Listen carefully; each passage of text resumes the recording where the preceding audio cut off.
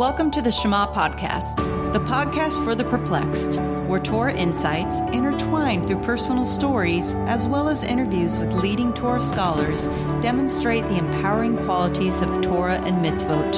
For more great Torah learning through Torch, the Torah Outreach Center of Houston, go to torchweb.org. Now to the show. I want to dedicate this episode, this Torah learning, in the merit of Rabbi and Rebbetzin Cohen. May this Torah learning provide them the blessings of a peaceful and joyful and exciting and easy move back home to Israel. And I know when they get there, the impact that they will have on the community around them will elevate its holiness and the joy of all their neighbors like they have done for us in Houston. And I have good news for us here back in the States, that even though Rabbi Cohen is making his aliyah back to Israel, that he will still be teaching for us at Torch through the power of technology. So we are delighted that we will still have him. The last time I had Rabbi Cohen on, we talked about the Holy Bris, and I shared the challenges I had and how I learned the importance of this and how I sort of overcame these really bad habits that I created over the years. But what I didn't share with you was that during that period where I was wanting to cleanse myself of this, I approached my wife in the beginning and I said, would it be okay if we separated from one another? And she agreed. And as I went through this process of ridding myself of these thoughts and these unholy type urges, I was actually afraid to be with my wife in this way again. I had my wife on a few episodes ago on a podcast titled, We Were Made to Be Addicts. And my wife spoke about how she is a recovering alcoholic. And the one thing I have learned with her through this process is that when someone is abusing alcohol, it permanently alters and changes the way their brain operates so that they can never have a drink ever again. One sip, and they would resort back to being in the ways of an alcoholic and abusing alcohol. And that's the way I was sort of thinking about myself. I had abused this area, and I was afraid to go back. I didn't want to ignite those feelings once again. And I was reading the Shulchan Aruch that there are a lot of mitzvot around ways of doing this in a holy manner with your spouse. I know in the Ketubah, the man has a requirement to engage in these type of relations. My wife and I are past the point in our lives of having children. And it seemed like, what is the purpose of it if it's not creating children?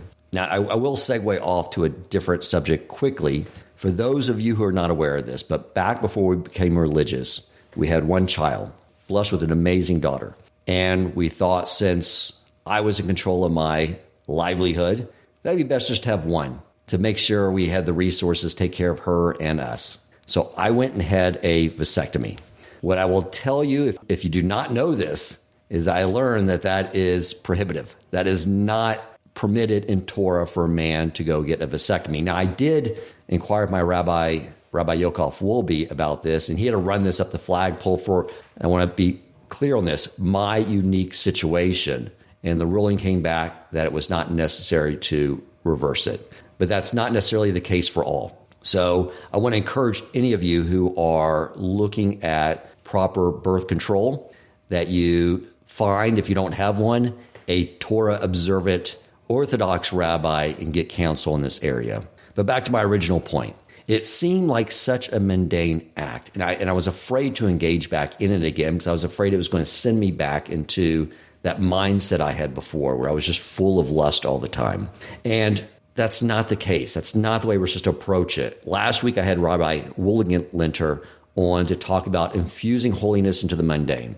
And that's really what this is about as well. There's a way to do this in a holy way that God wants us to participate in this activity. So I brought this question up at the end of that episode with Rabbi Cohen on the Holy Bris, and he said, hey, this is way more than I can fit in now. This is an episode unto itself. So I am delighted that he came back to teach us on this very important topic and shed some light on it for all of us. So thank you, Rabbi. Thank you for being here. Great to be here, Dan. I hope not to shed too much light, just what we can take.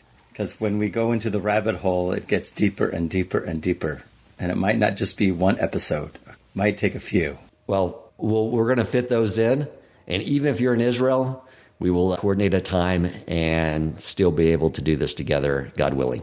Great. So today we're talking about the bedroom. We did speak in the last segment that we did that we look at the home as being a holy temple. In terms of infusing the mundane with spiritual, we always want to elevate those things. And we actually, as a definite corresponding elements of the house to that of the temple. And so just like, let's say, a person's table where he has guests at his table is considered to be like the altar in the holy temple. And when a person lights candles for the Sabbath or the holidays, that is like the candelabra. And the kitchen would be called the slaughterhouse where the sacrifices were offered. And then, of course, we have the Holy of Holies, the bedroom, which is called the Holy of Holies. So meaning the act of intercourse is always known in Judaism as the holiest of acts.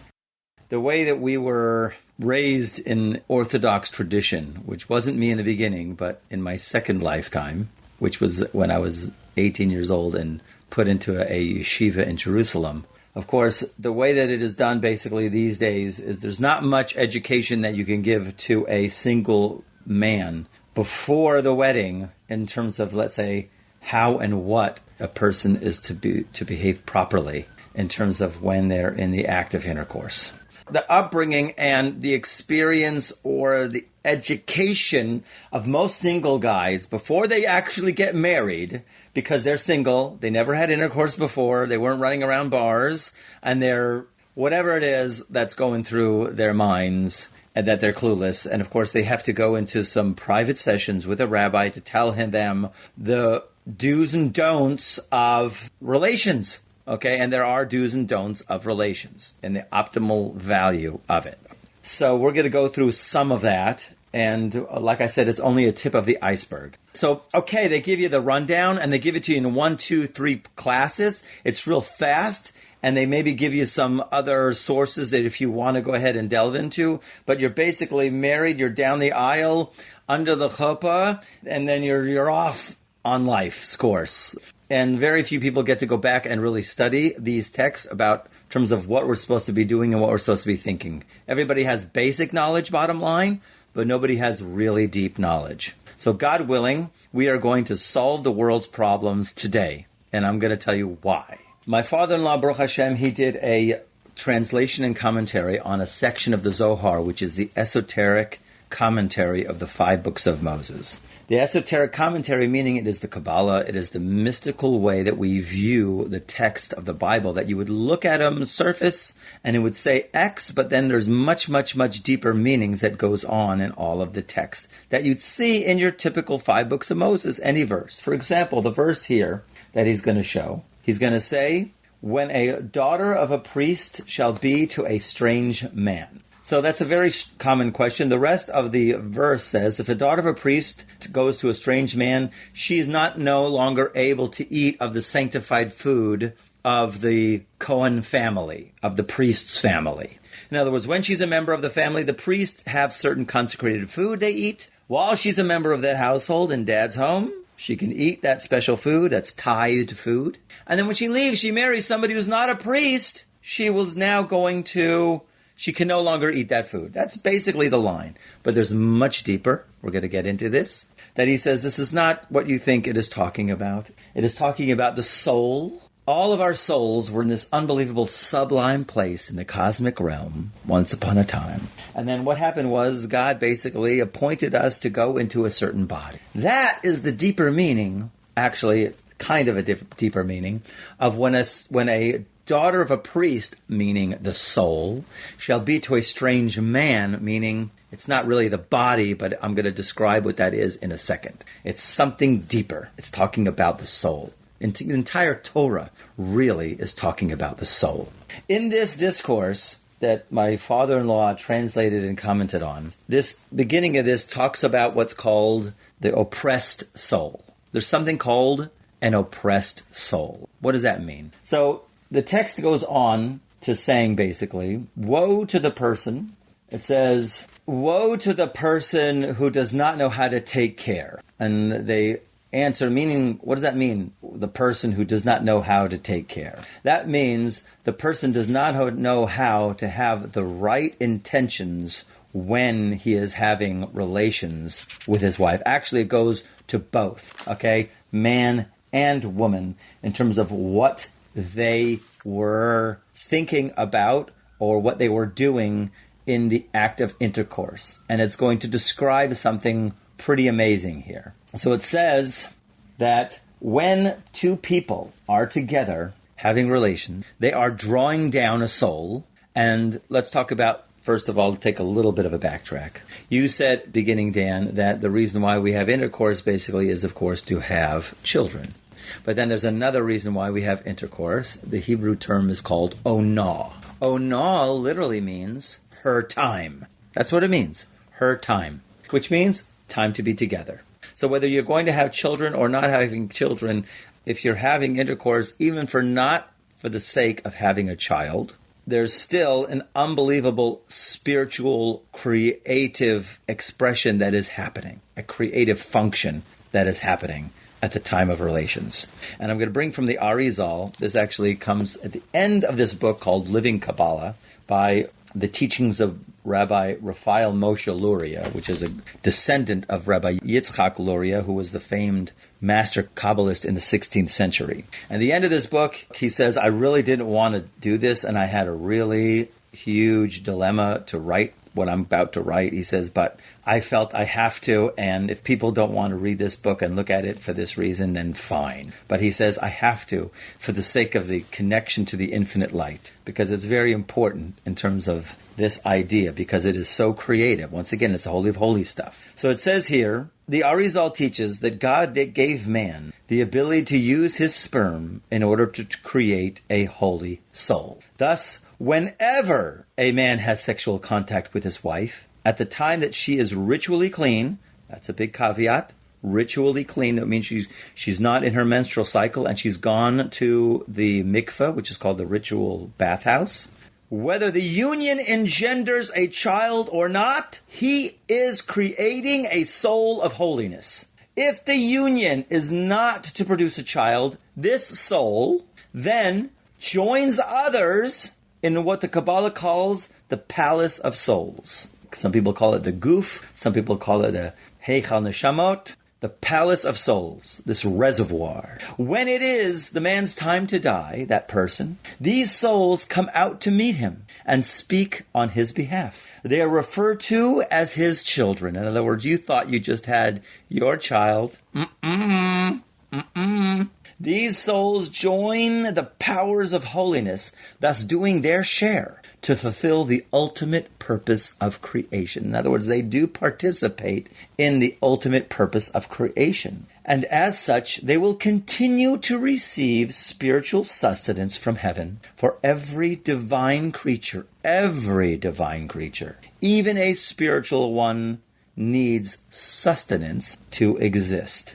Now, to go to the flip side. However, when a man misuses his sexual energy by using his sperm for anything other than intimate contact with the woman who is rightfully his wife, under the holy bonds of matrimony, whether he is a Jew or a Gentile, intentionally or accidentally, he also creates a soul. But she, we'll call it the soul, joins and gets caught in what we call the powers of evil, or we'll call it the klipot, the husks, the shell. These souls are referred to as a man's shovavim, his quote-unquote different kind of children. We call them rebellious children. Since these non-physical children do not fulfill a function in the purpose of creation because they're stuck and they cannot express their God-given rights, expression, they do not receive spiritual sustenance from heaven to ensure their existence. And as we shall see, thus have to draw living energy by attracting themselves the sustenance earned by the man who fathered them. In other words, even when you're having relations, there is still a child born, even if you're not having it for the sake of having a child. But now here's what really smacked me in the head. That when the parents, if they do not take care in terms of when they have intercourse, what they do is they're drawing down a soul. let's say they're doing it for the sake of having a child. They are drawing down a soul, but this soul, when it comes into the body, it does not come without what is called a soul garment. We call it in Hebrew a levush. So here's the language of my father-in-law. When the soul is drawn down into this world, it is never entirely cut off from its roots in the tree of life and in the world of souls. Consequently, that part of the soul that does descend into this world and enters into a body is really what we'll call a quote-unquote extension of the root that is in the soul world. Not only is it an extension, but the part that is left above in the soul world is much, much greater qualitatively and quantitatively. In other words, you do have existence in other realms that we are not aware of, while the later extension, the last part of the extension of our soul is in our body. Okay? So the soul is drawn down into this world when the parents engage in intercourse. That is why the parents must sanctify themselves physically and mentally as much as possible in order that the child that will be born will have a correspondingly high soul and a pure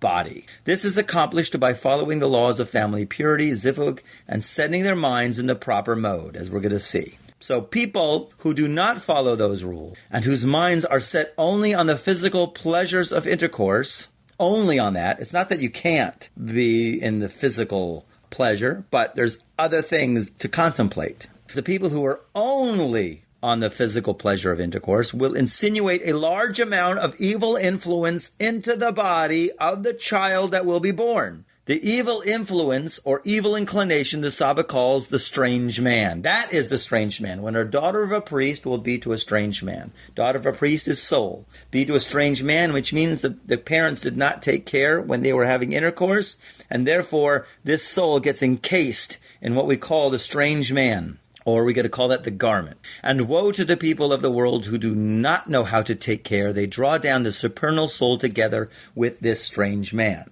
Now, in Sefer Tanya, it brings down a little bit more clearly that he brings down, this is in part 1, the end of chapter 2.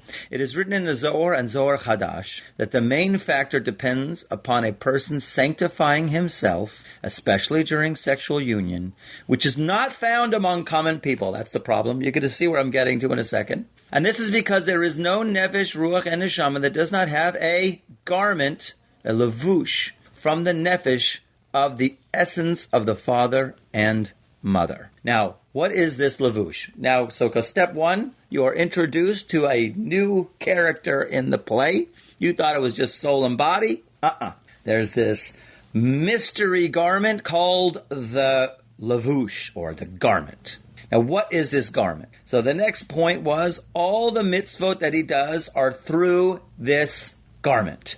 Again, all the mitzvot that he does is through this garment. In other words, the opportunity to do mitzvot, good deeds, come from the garment, and the consequences of fulfilling or transgressing mitzvot react upon this levush, this garment, to enhance it or ruin it. In other words, it can be ruined if a person goes against the rules. He goes against the laws, the spiritual laws of creation, the Torah. So therefore, you can erode a person, God forbid, can erode that garment. Very important. Right? Even the shefa, even the illumination that is given to him from heaven, it is all through this garment. This garment is a total conduit vehicle. So everything that he has, his character traits, his mazel, his destiny, his luck, his special providential blessings, and his troubles, they all come through the levush. Now, if he sanctifies himself, in other words, the father, he will draw down a holy levush for the soul of his child. This levush is the interface between the soul on the one hand and the physical body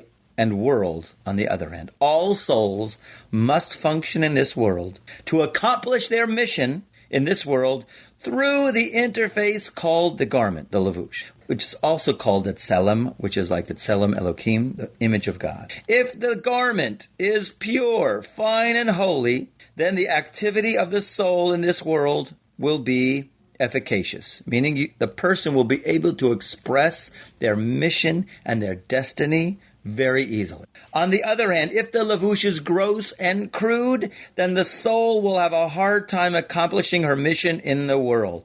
Boom. So even a great soul requires the sanctification of the Father. So therefore, the Father plays a huge, significant role, and the Mother as well, in terms of what they are thinking, why are they uniting, what is their intention. Of course, when everybody looks at that, what is the first reaction? I'm curious. Dan?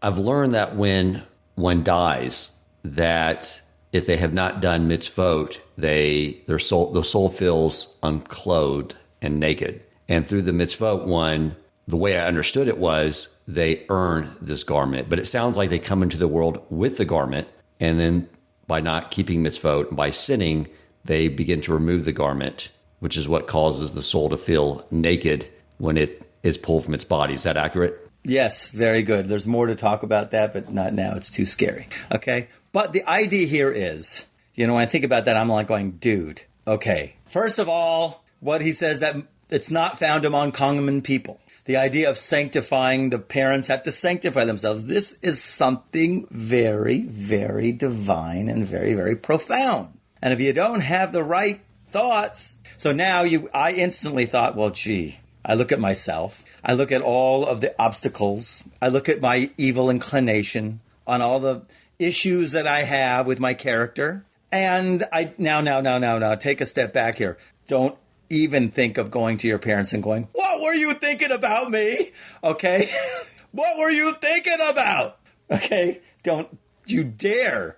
Because the world doesn't know this. And the idea here is, and it's sad that the world does not know this, what we're about to embark on, this study. But basically, I look at it, this whole planet, as being what's called planet oppression. Because every single person, come on. I mean, there are very few people who actually know these texts and know this technique in order to bring children who are that holy, who can express their ultimate mission in this world. We're all stuck. That's the bottom line. We all have these lavush, and our parents not necessarily were thinking the most holy thought. So therefore, it's meant to be. God wants us to have this challenge. God, okay, you got your lavush, you're an oppressed. Welcome to planet oppression. Men to this side, women to this side. And here's your little package. Here's your little bad Middos. Here's your challenges. Go. That's basically our thank you very much. I'm going to have emunah.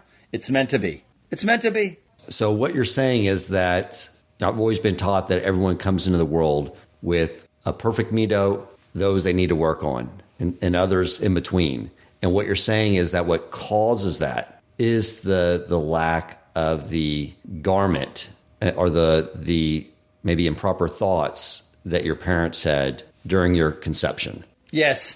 The plus or minus of it. In other words, how refined. And then if you're really refined, then you'll be on fire. You'll come down, I'm telling you, and you'll be this unbelievable wave of influence, beacon of tremendous influence and energy, and you'll be able to express. The soul will not be impeded to express itself in this world. But of course, because there wasn't most likely, I'm not saying all over the world, I know there's some Kabbalist people who know this, but for the most of the part of the world, they weren't thinking the holy of thoughts, so therefore they created the impediment for that soul to express itself. But isn't that the whole purpose of this life, is that we do have bad midot we're born with, and then the mission becomes to fix them. So if someone's born in a very pure way, their purpose here becomes sort of taken away from them.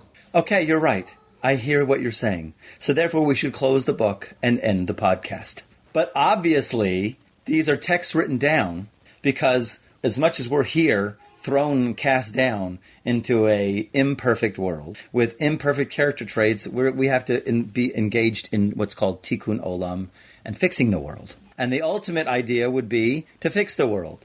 Now, wouldn't you agree to fix the world would be to study what to do, even if you're not having children, what to think about, because definitely those people who are still in the intention of bringing down children, don't you think it would be important for them to know this so that they would bring a child into the world that would be able to express greater light? Yes or no? So therefore, it would be really worthwhile for the world to know this and therefore we would affect a greater influence on the world. We're supposed to bring more light here. Okay, you want to be in the guy with the camp who wants to keep us in the dark? I don't know about that, because it gets pretty dark, and that's not the function. God put us into an imperfect world in order to make it better. You have a fruit tree. If the fruit tree sits in the yard, it will produce fruit. But if you prune it, you fertilize it, you water it, it produces better fruit. So we're here to produce better fruit. Got it? Makes sense.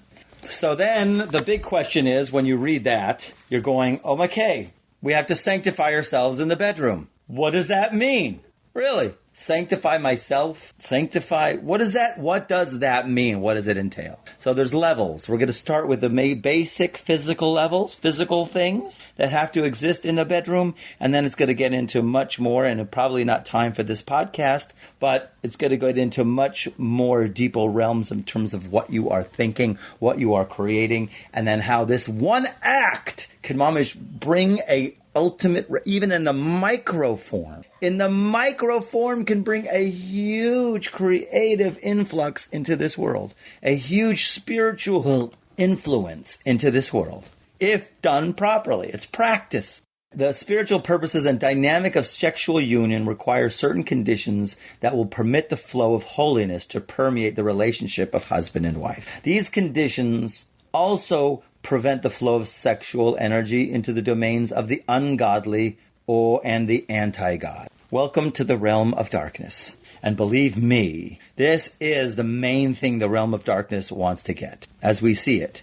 So the conditions of to flow, you need certain conditions in order to permit the flow of holiness to permeate the relationship of husband and wife. And when you do that, you also prevent the flow of sexual energy into the domains of the ungodly and the anti-God. The biggest thing that is exploited and perverted is sex. It is out there, unbelievable. It's incredible. The preetzus, what we call it, the fences are broken in terms of how people are behaving. It's always been like that. But now it's just so accessible, and it's so dangerous because they want to take that sexual energy because it is their big diamonds. It's the biggest bucks for the dark side. There is a dark side. God created it. He's in charge of everything. He created it for a reason. He created it in order for us to have free will, all for that purpose. It's like going to the gym. You have to have weights, and the weights do get heavy. So behold, God is one and the ultimate unity of all things. In contrast, the domains of the ungodly and the anti-God are called the powers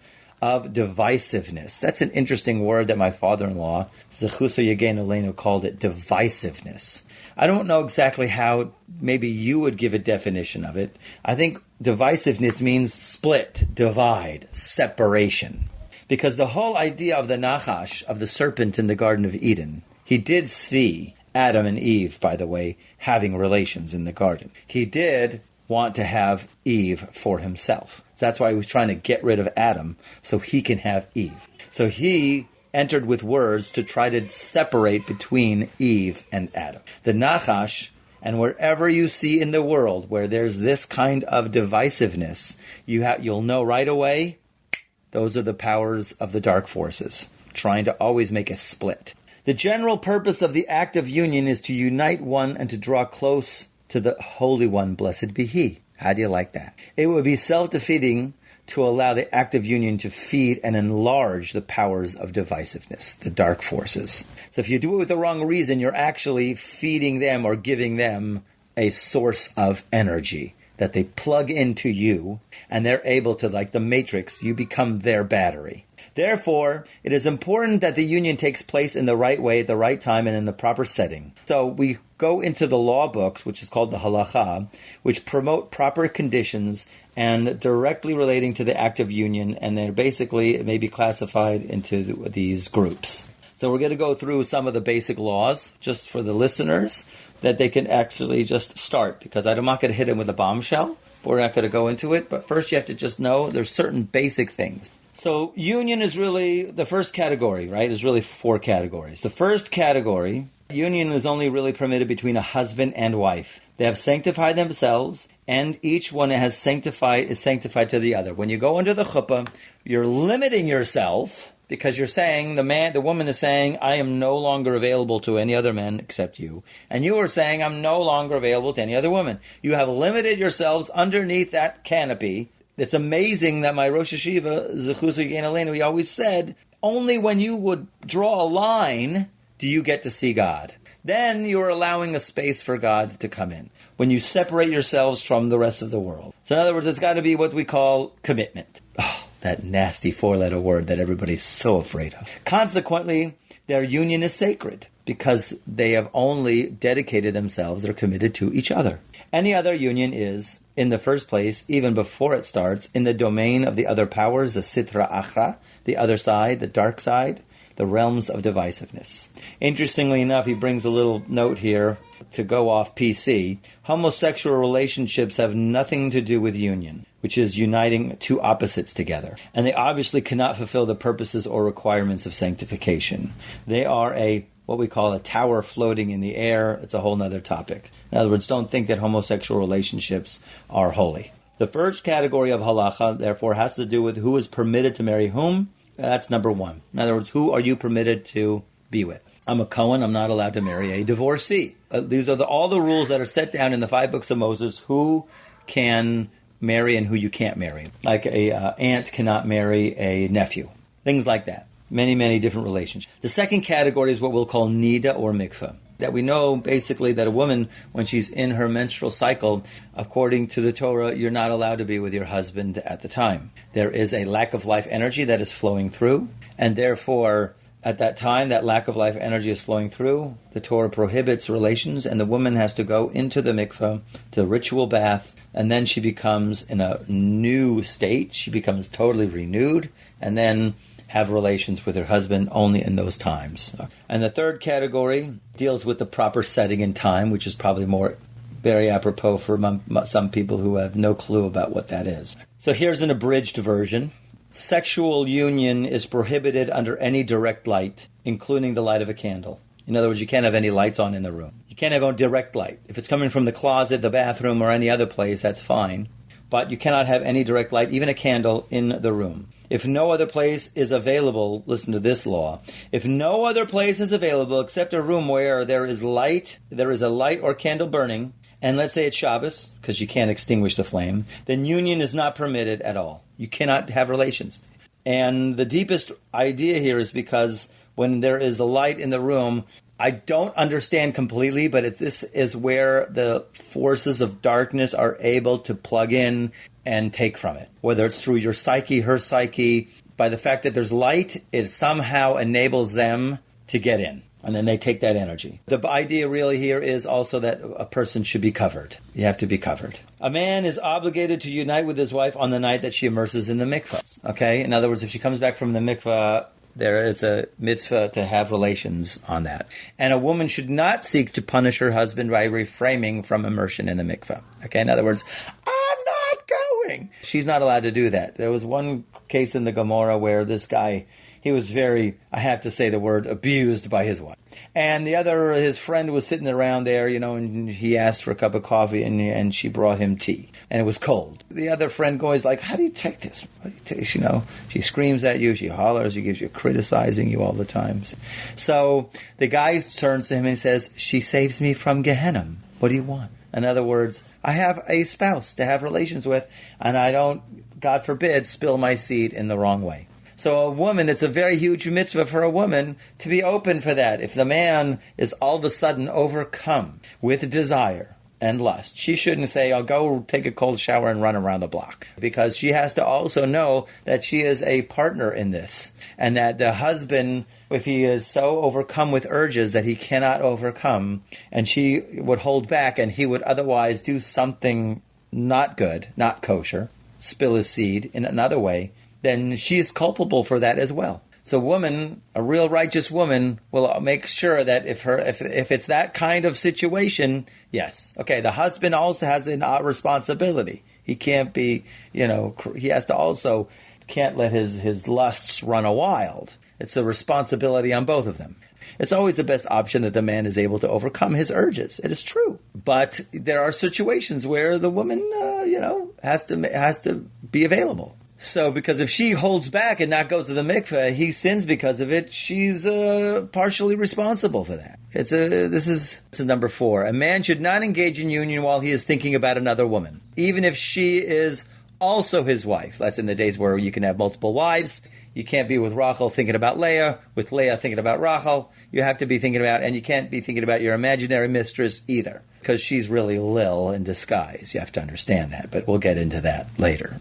Neither should one be drunk at the time of union. No drinking. He should not force himself upon her or enter her while she's sleeping. The minds should be favorable to one another, and they should both agree. Of course, rape is out of the question. They should not be quarreling or angry at each other at the time of union. If they were quarreling or angry, they should appease one another and arouse love, make up sex, and affection before beginning union. In other words, you can't have relations when you're angry. Either, both of them. I think my grandmother, she was amazing. Alea Hashalom. She told about her grandparents that had above their bed, all arguments settled here. It was like on the wall above their bed, maybe in Yiddish, because they came from who knows where, Russia or something.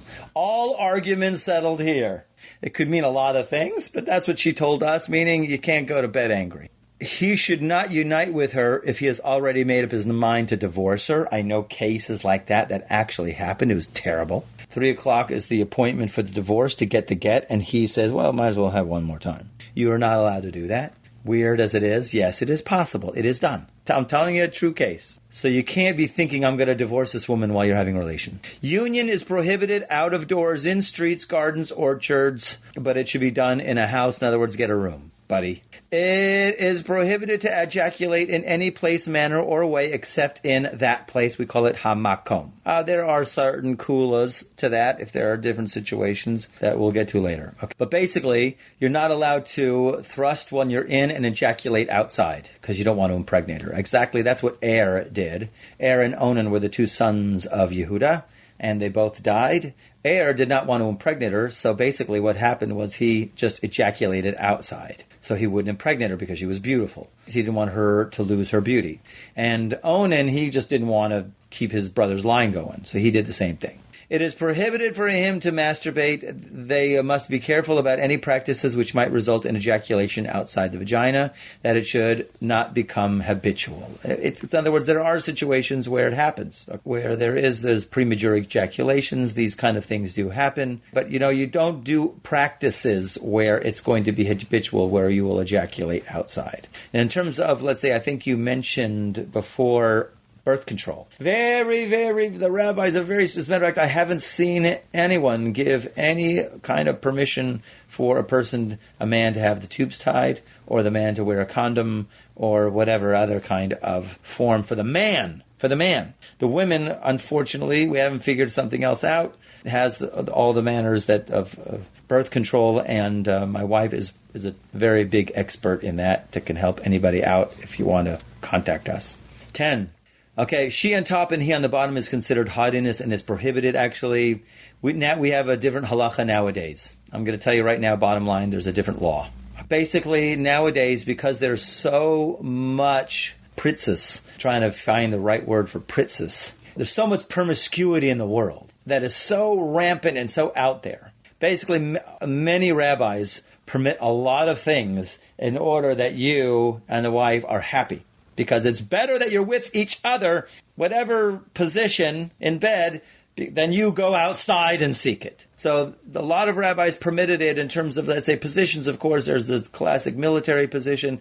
But like I said, the rabbis nowadays, and I don't know when that happened, but because of the preachers, they say it's better for a man to be with his wife and enjoy whatever possibilities then go and seek it elsewhere. But some say it is only prohibited on the night of immersion for the woman to be on top. I'm just reading from the text. Or at any night where she can become impregnated, because obviously the rule is that we want her to become impregnated, and if she's on top, the seed is not going to remain in there. Some say it is permitted, but only if she immediately turns over to allow the semen to flow naturally. It is prohibited to unite in a room where there are holy books, or tefillin, definitely a Sefer Torah. Right, if no other place is available, then the holy book must be covered with 2 wrappings. Put 2 blankets on those holy books. 12. They should not act haughtily or foolish with each other, nor should they speak words of silliness or vanity with each other. Actually, that doesn't really apply nowadays. You do whatever it takes, I'm telling you. Even though what I'm going to say right now is going to be kind of surprising to you. Concerning this, it is said, even the idle talk of a man and wife will be played back to them at the time when they meet their maker. I saw this and I laughed last night because I can imagine at the time where a person leaves this world and they sit in front of the throne of glory and God's got a little cassette tape machine and he goes, listen to this. Plays back. Oh gosh, I was saying that at that time. Listen to this. And he has 30,000 tapes. How about this one? How about this one? How about this? Anyways, okay.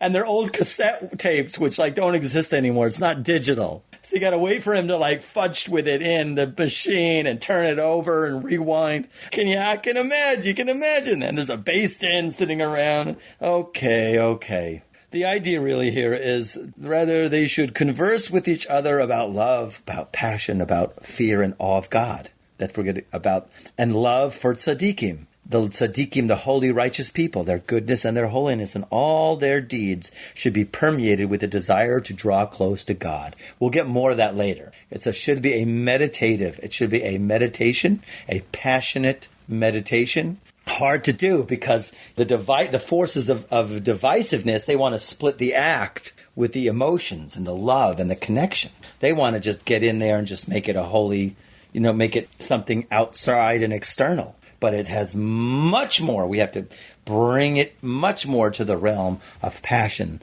love, connection, that it all really comes out to be a connection of all humanity with the divine. Just as they must be careful about their conversation, they should also be careful that their thoughts do not stray into lewdness and immodesty. Once again, there's a lot that goes into the thoughts, and once again, this is training. We'll do baby steps. 14, it is commendable for a man to extend the time that he lies upon her in order to increase her delight and satisfaction. Because, of course, she has to be happy. As we say, there's 2 times of relations. If you're having a child, and then there's what's called ona, her time. Not your time, her time. That she has to have a delight. This can't be one of those, I hate to say it, but I come from that world, a wham, bam, thank you, ma'am. Even though she has to get aroused. So it's very important, and that she has delight and satisfaction. And this requires training. This requires a practice. And a lot of people don't have, what do they have? What do they have to educate them? Hollywood! It's terrible. It really is. That's why you and me are now involved in what we call Tikkun Olam. We are fixing the world. The more people get this and more educated in this and practice this, then we'll bring a holier light into this world. But if this will lead to his thoughts straying, but if he's hanging around too long, let's say, and there's lots more to say about each one of these are tips of the iceberg, but if it will lead to his thoughts straying to lewdness or immodesty, then it is commendable for him to finish as soon as possible. But of course, the ultimate idea is to have the spiritual, emotional connection. But of course, if he's going to lead to something immodest or something else, which I'm not even clear on what he's alluding to here, then you finish as soon as possible. In general, number 15, and this is the last one. In general, union is holy and intimate, and it should be done with awe and modesty. The couple should not draw undue attention to themselves. I'm not clear on what that means. But when we speak about modesty in general, and even I thought about it before I was religious, that if I whatever it is, the boyfriend and girlfriend shouldn't be all lovey-dovey out in public. And usually most Orthodox men and women are not that. They're not totally infatuated with each other and tickling and touching and hugging and kissing